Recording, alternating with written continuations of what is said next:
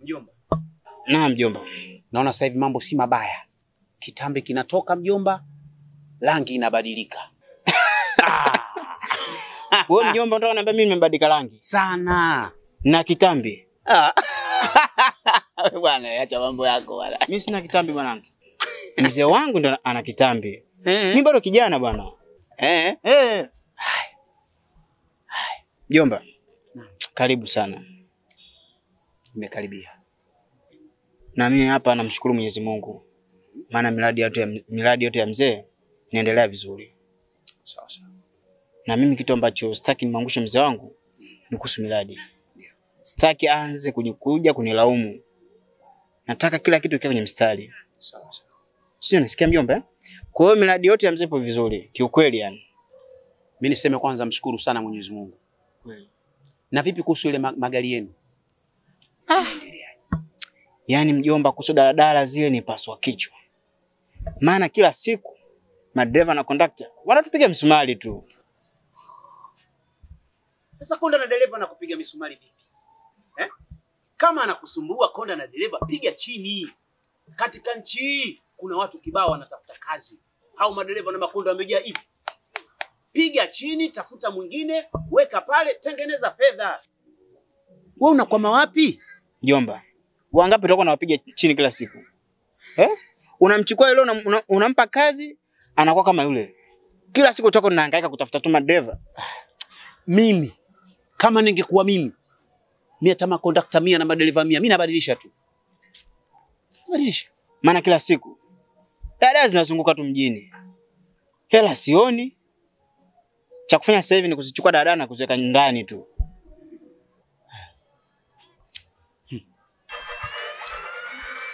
Lakini mjomba, nashukuru sana kwa ujio wako. Maana hapa mimi nilipo na tatizo. Tatizo gani?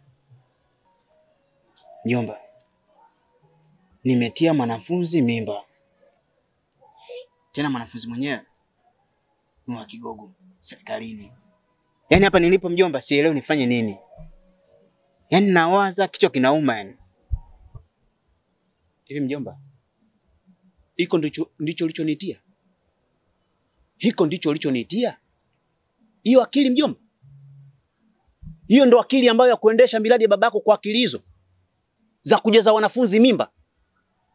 Mishangingi yote mjomba iliyojaa mjini hapa. Wewe una fedha mjomba. Pesa ipo.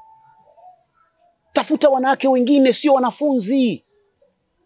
Sasa kama ulikuwa ujui, mimi wacha nikukumbushe. Mjomba hiyo pingu.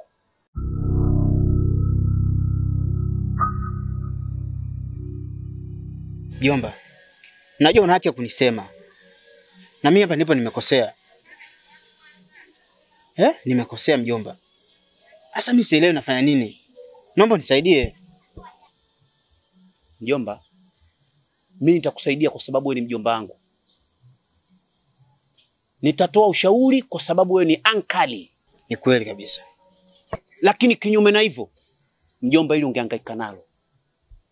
Sasa wewe ondoa shaka katika hili. Tutajua namna gani ya kufanya. Sasa hapo ndio najua wewe ndio mjomba wangu na mjua mimi. Mjomba wangu mimi ambaye amezaliwa tumbo moja na mama yangu. Mjomba, utofauti wangu mimi na mamako wewe ni matiti pamoja na jinsia. Sasa kwa kuwa una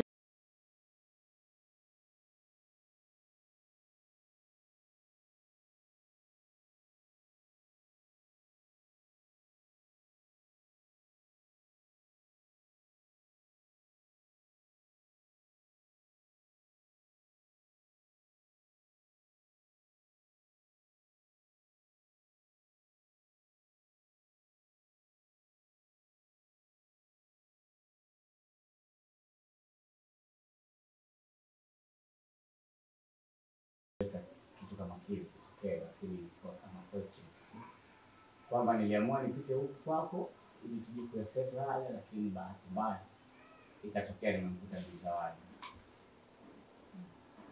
Bahati mbaya. Wakati ulipanga kabisa wewe na mke mkubwa mkutano hapa ili kunipelesha kama hivyo mbele ya watoto na mniushe. Hakuna kitu kama hicho la. Shikamoo. Marhaba mwanangu. Karibu. Asante mama. Kwema? Vipi? Naona kama una jambo maana yake wewe mama wa mizinga. Kuna nini huko? Yaani baba bora hata umekuja. Sina mama. Yaani baba bora tu umekuja. Ndio. Nimefukuzwa shule. Umefukuzwa shule? Ndio nimefukuzwa kwa sababu ada imeisha. Nimefukuzwa kama mbwa. Inakuwaje? Yaani shule za siku hizi zikoje? Kwamba mtoto anafukuzwa shule tu mzazi hana taarifa. Mimi sijashindwa kulipa fees yake. Sijapewa taarifa. Wangenipigia hata simu. Simu ndio maana tuliacha namba za simu. Alafu baba, hapo unavyoniona, viatu vyangu vimeisha, sketi imeisha, begi limeisha, yaani kila kitu kimeisha. Yaani hata ikitokea ukinilipia hiyo ada, siendi shule mpaka uninunulie kila kitu kipya. Amsikia mwanao wewe. Yaani huyu ana shida moja. Yaani yeye mwenyewe mlalamikaji. Yeye mwenyewe hakimu, mwanasheria, anafanya maamuzi yeye mwenyewe. So, yaani hapa swali kubwa ni fees tutalipaje. Na mimi sishindi kulipa fees yako. Kinachotakiwa nipe ile risiti, tulipia mara ya kwanza, tulipe. Hilo swala la vifaa, uniform na nini kama swali la nyongeza bungeni. Kwa hiyo isikupe shida sana. Hebu kalete ile risiti. Ni shilingi ngapi? 400. Lakini ndio nakusimamisha mtoto shule. Asante. Sawa na mpenzi? Haya. Mama kaka. Laisi kaangalia kama kitu. Asante. Babu. Tena ndio mwanangu zua somo kama mzee. Ni kweli atasoma. Atasoma. Japokuwa kusomesha watoto wa kike bana. Angalia Juliet amesoma. Graduate. Lakini amekuwa mke wa chogo. Kila siku migongano, kila siku migogoro. Kweli ana degree lakini tunasomesha wake za watu. Kwa maana zamani wazee walikuwa wasomesha watoto wa kike. Lakini kwa sababu ulimwengu umebadilika na tunajaribu kubalance gender, atasoma mwanangu. Lakini yote kwa yote kwa sababu legacy ya sisi wakina Nguka, wazee wa Kipatimo, tunataka legacy ya watoto wetu kusoma iwe juu. Watoto wote, watoto mzee Nguka wote wakwenda shule, wote graduate. Ile ni sifa kubwa hata kama mimi siku Mungu ameshachukua maisha yao.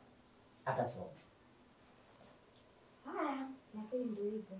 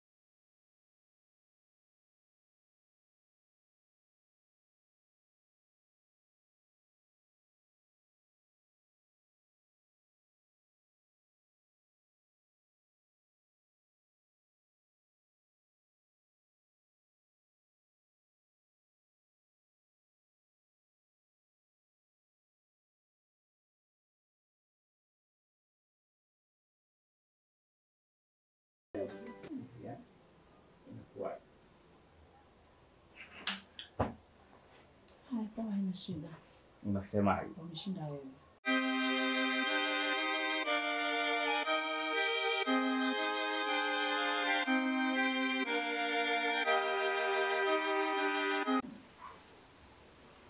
Halo.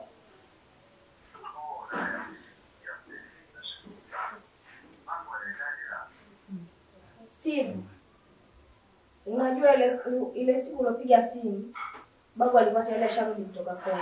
Hivi ni yako ilikuwa ni nini?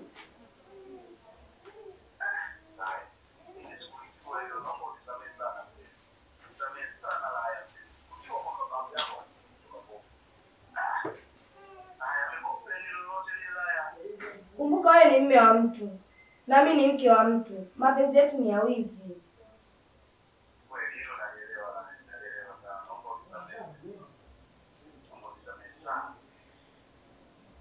Ile siku ulopiga simu, nilikuwa chooni na koga.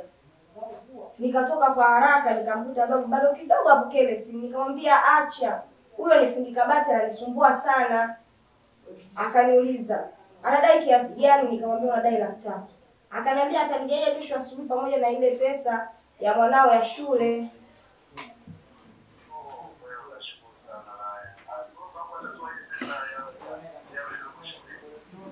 Atatoa akasema kesho asubuhi, lakini wewe mwanaume ni bahili sana wewe. Yaani bila mambo yako kitandani? Hapana.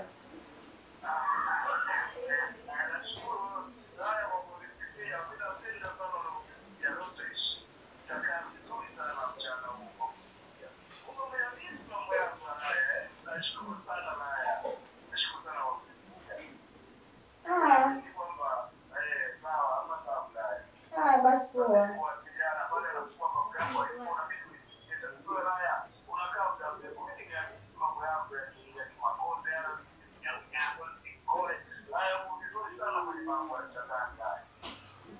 Sawa.